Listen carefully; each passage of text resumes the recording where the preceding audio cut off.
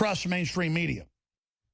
We're seeing the ratings go from bad to worse at CNN and MSNBC and so many other platforms. Fox, to even stay pertinent, has to be Ron Paul / Alex Jones light. And, of course, Ron Paul's launched in the last few years his own radio, TV network, now reaching tens of millions a month. We're doing the same thing. Competition is absolutely beautiful for a free market and an open society. That's why John D. Rockefeller called it a sin, famously. So I want to talk about these moves by the Federal Elections Commission deputy chair to try to censor the internet, starting with Matt Drudge, and then talk radio, starting with Rush Limbaugh. Because if they can take down Matt Drudge or Rush Limbaugh, folks, they can take down anybody's free speech. And believe me, they have been eyeing Campaign for Liberty. They've been eyeing InfoWars. They've been eyeing Ron Paul's private media operations because they're so effective. So I wanted to speak with the former congressman and medical doctor and really the torchbearer worldwide for libertarian ideas, in my view. I think that's undisputed, about where he sees the world right now and what the establishment's going to do. Also, the big central banks are moving to try to abolish cash. He, for decades, tried to get the bill passed. It's very close to passing finally, after not even having any co-sponsors a few decades ago, to audit the Fed. It seems liberty's on the march, but also tyranny's on the rise. The best of times, worst of times. And we'll talk about Campaign 2016 and more. Dr. Paul, thank you so much for spending time with us. You look great. It's good to have you with us via your Skype connection.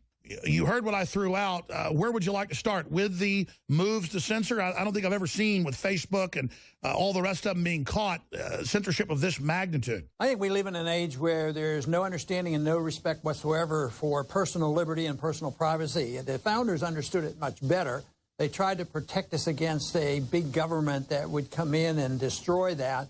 But there is a collusion between big business, corporatism, and big government that are in control, so therefore they can control the output. It used to be that newspapers did it in 3 major networks, and it was we understood it, and then it changed when there were more cable stations and internet stations and all. But they haven't quit. They're still challenging us, and you're right, the IRS has not been kind to us. They've been after us quite a few different times on some of our organizations, and they continue to do it. They'd like to bankrupt us, you know, through all the money you have to spend to try to defend oneself. But I think what we're witnessing today is a result of an era ending. And I've talked about this for maybe 5 or plus years, about the end of an era. Because I believe the era of big government, the progressive era, really exhausted itself probably at the end of the last century. And now we have just been fidgeting and trying to keep things together. And that's why, you know, the political parties are in shambles, the economy's in shambles, civil liberties are in shambles. But the real problem is that the system we have today isn't working, it's ending. Keynesian economics doesn't work. That model is bad and never worked. But that was the substitute for fascism and communism. And the 20th century did a pretty good job at smashing it, because it's a total failure. And there are still some who would like to be socialists and think that Venezuela is the way to go and all this nonsense. But, you know, the markets are very powerful. The market said that fascism and communism failed. But the substitute, the American substitute of Keynesianism, economic planning, central banking, inflationism, fiat money, and running our lives, regulating our lives, taking away our liberties, and also this obsession with us believing that we are so exceptional that we can tell the rest of the world how to live. And we should be exceptional in dealing with our own problems and setting a good example. But so I think the mess that we're in today is the end of this era, and without anybody admitting this, we and those in the freedom movement have been trying to warn people of this and giving them an option, and quite frankly, I think we're doing fine there, even though, like you mentioned, Alex, on the introduction, you know, statism and big government's alive and well. But they're bankrupt, so they will end. Just as our empire will end, Keynesian economics will fail, the central banking system is going to fail. We just have to concentrate on it to energize another generation, that there is an option for this, there is an alternative, and of course, that's what I've been working on for quite a few years. Absolutely, Dr. Paul. Expanding on that, looking at what the so-called left is doing, allied with the establishment Republicans in this country, similarly in Europe, where I know you've traveled and spoken extensively of well, They now, because they were discredited last century, as you said, are instead just trying to dumb everyone down and really much overthrow reality and overthrow the engines of free market that are left, because they just can't compete with that even existing.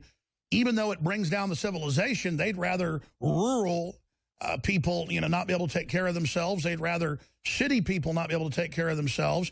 They'd rather the whole country and the whole world be poor and rural a huge junk pile instead of a great civilization. And so my concerns are, what do you see them doing in their death throes? Because even most mainline analysts are starting to agree with you that we're coming to the end of a bubble, that no matter what the establishment does, they're not going to be able to suppress change. More and more young people are waking up. So clearly, I agree with you, this great turning that you've talked about for decades, but you've said is very close for 5 years, is pretty much here.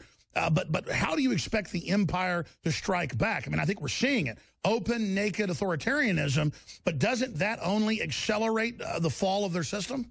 Well, yes, they're a failure, but they will strike out. And I think that what they have going for them right now is the dumbing down of America. So in many ways, they have been successful by getting hold of the public school system and teaching people, bad economics and bad foreign policy and all the things that are wrong. But at the same time, the failure is there. I think they know that the failure is there, but they will strike out and they will become more authoritarian. And I think that is exactly what they're doing. And it isn't a partisan thing when you know that the Nancy Pelosi's of the world and the John Boehners of the world were much more buddies than anybody realized, but that continues. The parties mean very little. But I think if nothing else, this current election cycle that's going on represents the dumbing down of America. But then again, does that mean we should be exhausted and run for the hills, or should we continue the fight? Obviously, I'm here for the fight, and to me, it's an intellectual fight. And we have to beat them with better ideas, and I think there is a receptive audience out there. But what they have power because they're in control right now. But what we have on our side is that ideas have consequences. You can't stop ideas. Even the armies and the governments can't stop ideas if their time has come. And of course, the need has come, and certainly we hope to make it. Our time has come for the option to be, because I see the collapsing of this system as the opportunity to be more forceful in our presentation, because they will be very aggressive. They will use the judicial system and the IRS and everything else because their goal is power. They believe that they are exceptional. They believe that they know what is best for us. For instance, the silliness of what this country has endorsed now with the Federal Reserve, that they know what interest rates should be. That's the most ridiculous thing in the world for somebody who knows anything about economics in a free market. So I think there's, in the midst of this mess, we do have opportunities. Sir, you've got so many organizations and groups and TV shows and radio shows. I see it and hear it everywhere. I want to say congratulations to your media team. It's so wonderful to see you not just in Congress now, but you look younger than you did 5 years ago, so congratulations on the hard fight in Congress and not missing any votes that you couldn't, and working so hard and now reaching so many people. But is RonPaulLibertyReport.com, is that one of the best sites to talk about? Yeah, we concentrate on that, although we have a homeschool curriculum and Campaign for Liberty and other sites. But yes, this is my outlet. This is my effort to reach more people, the Ron Paul LibertyReport.com. And our growth is very significant, and I'm excited about it. But we still have a ways to go. But absolutely, if you look at what are the various organizations, if you look at the line of growth, it's in the Liberty Report, and that's where I put a lot of my efforts right now. RonPaulLibertyReport.com, folks. Absolutely key to get those articles and videos out to everybody. Now, speaking of this, you, of course, are a retired gynecologist, and you also delivered babies. I guess that's an obstetrician. Correct me if I'm wrong, sir. And I know that you even famously, without trying to get attention, but it's well known, would go and work basically for free in the charity hospitals. I mean, you're a real Hippocratic Oath type doctor, and so many people that you delivered and so many families that you helped, have spoken out in your campaigns about the great job you've done, a true servant. I know you don't like folks to heap praise on you, but you are uniquely positioned to speak about Obamacare and also about things happening with men and women's issues. So just briefly, the Alamo Draft House, as you know, is a Texas chain based here in Austin, Texas. I know the owner of it, the founder of it. they have been convinced, it's in KXAN, at their new theaters to just have one giant bathroom where men and women both use urinals. That's in KXAN, NBC. I'm not kidding. And I've got the State Department and CIA reports. We've done articles back from 30 years ago about how they wanted to merge men and women together to basically break down the family. And I have another article here out of National Review where they came out and said, we need to get rid of the family. You shouldn't read to your children at night. That, you know, that advances them too much. I know this all sounds crazy, but we're putting it on screen, folks. This is meant to create division, hysteria, insanity, infighting, in my view. And the article actually has the owner saying, we want to do this. Let me read the quote, then I'll go back to you, sir. But I wanted to give you this info so you could respond to it. He said, this design will hopefully eliminate conflict. So let me ask you, Dr. Paul, as a doctor, what do you think all this transgender stuff's about? I mean, I know you're not a hater. I'm not a hater. We're libertarians. These aren't our issues. But what is this? Because this is all they talk about. It's all that seems to be going on. And now they say if it goes well at this new theater, they're going to do it at the theaters I go to with my family. I cannot go with my daughters and lead them into a bathroom with women, I'm sorry, squatting over urinals. What is this, sir? This sounds like mental illness to me, doctor. Right, and they're determined, and this is social turmoil. But it's come about because we've lost the sense of private property, because the property owner should make all these decisions. But this is something that is absolutely absurd. But you know, if they win with this presentation, and the people go along with it because they have been coerced and bribed into it, the principle is the government gives you money. And then all the states and local communities grab the money. So in education, different things, schools, they take the money. And the reason why they go along with the law is if you don't do exactly what we tell you, you know, they did this with speed limits and everything else. They put out the carrot there and they say, we're going to take it away from you unless you go along with it.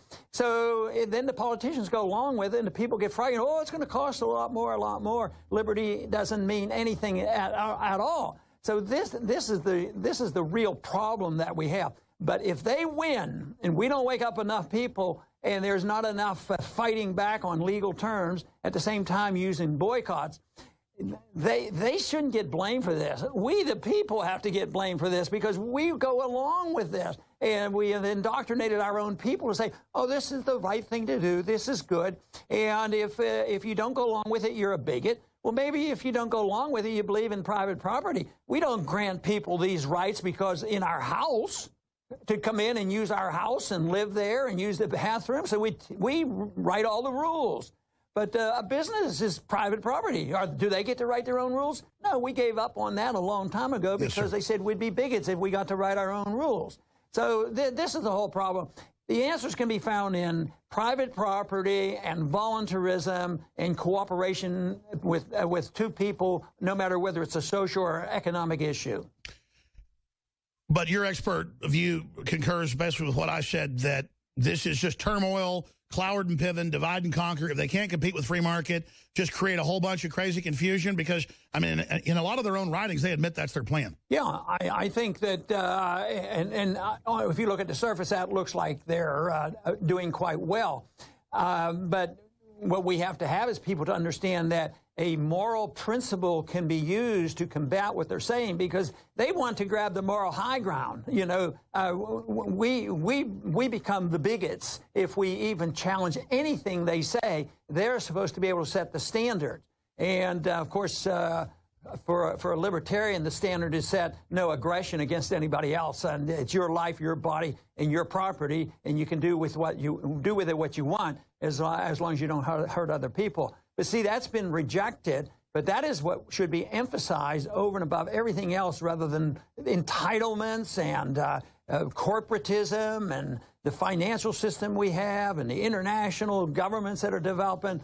They have to be challenged. They have to be challenged, through an intellectual challenge by ideas. It can't be challenged with a little bit of token political activity. That's important, but ultimately it's the ideas that count. Again, former Congressman Ron Paul is our guest. Ron Paul, LibertyReport.com.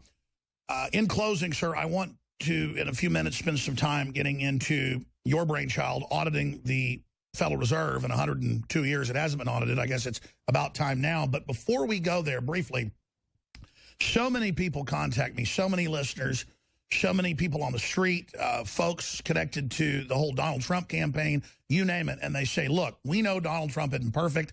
I disagree with him on his Apple spying stuff and on torture.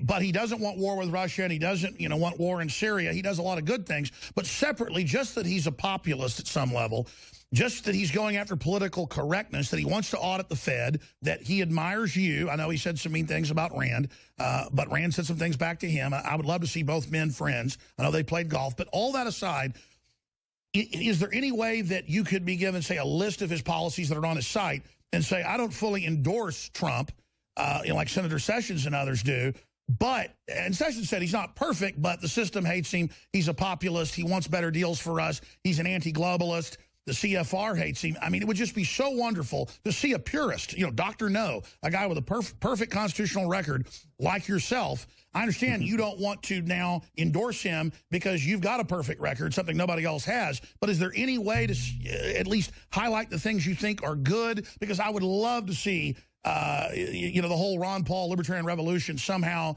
at least talking to the Trump populist movement. Well, I think he's too much all over the place. What he says one day is something the next day. Sometimes he flip-flops in one day in what he has said over the years. So I have no idea what he believes in. I don't believe he has a basic principle, a basic libertarian principle. Sure, the one thing that he does real well is challenges this political correctness. So no matter what your beliefs are, people get sick and tired of political correctness, and that's very good. But his economic policies are all over the place. When you talk about a 35% tax on imports, you're looking for a trade war. Trade wars lead to bad wars. So no, I think personally he's very much of an authoritarian. I'm not looking for a boss. I'm looking for somebody who will leave me alone, and he hasn't convinced me that he'll leave me alone. I think he will be the champion of the executive order because he has lived with executive orders, and if he has the strings of power, he won't be bashful in using that. So that is why I'm very hesitant. Well, I understand, and I've had problems as well. I mean, what he said is basically that's the negotiation with China is a huge threat, because they basically have a 35%, obvious a tariff internally on us with their currency and some of the things they do, and then there would be a negotiation. But I can see if people take the brashness that he is kind of being the man on the white horse. Let me ask you this then, and then briefly about the Federal Reserve audit, Bill. Why do you think the establishment on both sides is so scared of Trump? Because it reveals how the deep state works. It reveals exactly what goes on behind the scenes. And the most important part of their secrecy is the interconnection of all the central banks and the arrangements that we make, especially during the bailout period in 08 and 09. That is the part that they keep very secret. But over the years, even all the way back to Wright-Patman days and Gonzalez's days, the populist-type Democrats, they were always stopped because they did not want to reveal what goes on internationally. And that ties this globalism together, because if you control the money, you can control the politics of it. So that is the most important thing. It would reveal the individuals, the political interests that benefit. So there are financial interests, the bankers' interests, but there's foreign governments and foreign central banks and corporations. They all benefit, and they don't want that. Do you think they're against Trump because he supports your audit the Fed bill? The audit is very, very important. Sure. How do we get your audit the Fed bill passed? I know it's very, very close. Who's against? Well, I was saying, I mean, that may be one reason they're against. Yeah, I don't know. Yeah, I have no idea whether that's important. I don't think it's known to be an issue in this campaign. If you go out and talk to a couple thousand people, I understand. Let's briefly then in 60 seconds talk about audit the Fed.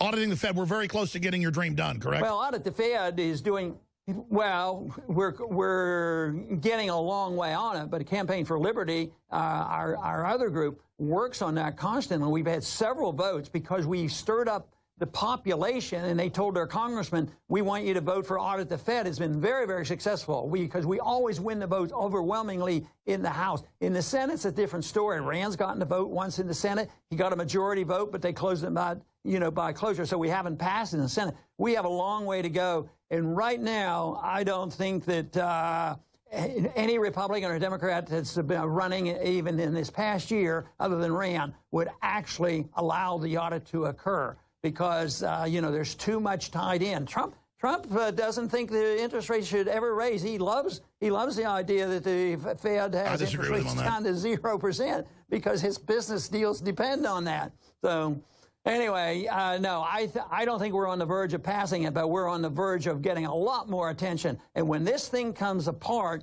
the Fed has to be the big issue. That's how all this globalism and big government has been financed, and that is through the monetary system. Amazing, Doctor. That, of course, I think is one of the places where we've had amazing that much success. Congratulations, 30 years positioning it.